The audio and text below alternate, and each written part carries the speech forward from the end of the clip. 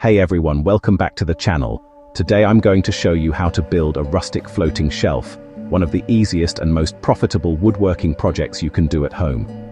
This project looks amazing in any room, takes less than 2 hours to make, and you can even sell them for $50 or $100 each. Let's jump right into the step-by-step build. First, we're cutting the boards for our floating shelf. You'll need 1. Main board, 24 inches long by 6 inches wide. 2. Side pieces, 6 inches deep. 1. Back mounting board, 22 inches long by 2 inches thick. I'm using pine wood because it's affordable, lightweight and easy to work with. If you don't have a miter saw, a simple hand saw works fine. Just make sure your cuts are straight. Now let's build the frame. Take your 2 side pieces and attach them to the ends of your top board using wood glue and brad nails. This forms a U shape, the main structure of your shelf. Once that's done, attach your bottom board to close the frame. Pro tip: clamp everything together for about 10 minutes to make sure it stays perfectly square while the glue dries.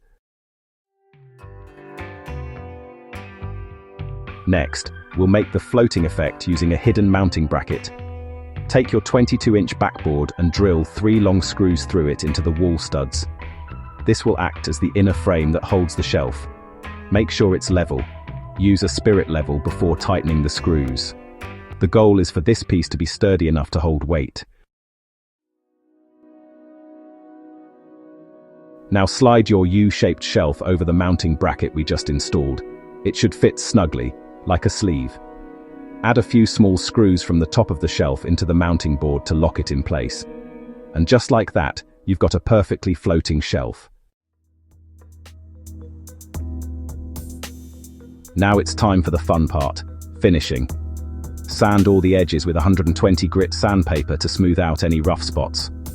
For a rustic look, I'm using a dark walnut wood stain, but you can use any color you like. Apply it evenly with a brush, wait a few minutes, then wipe off the excess with a rag.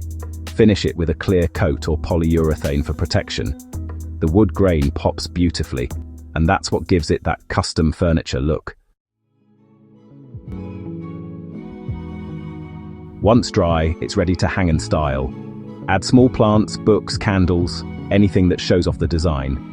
This exact build cost me under $10 in materials, and I've sold versions like this for over $60 each on Facebook Marketplace and Etsy. It's simple, fast and perfect for anyone looking to start a woodworking side hustle. If you found this project helpful, hit that like button and subscribe for more easy woodworking ideas that actually work. I'll leave a free woodworking plan link in the description so you can download and follow along. Thanks for watching. Now go make something awesome.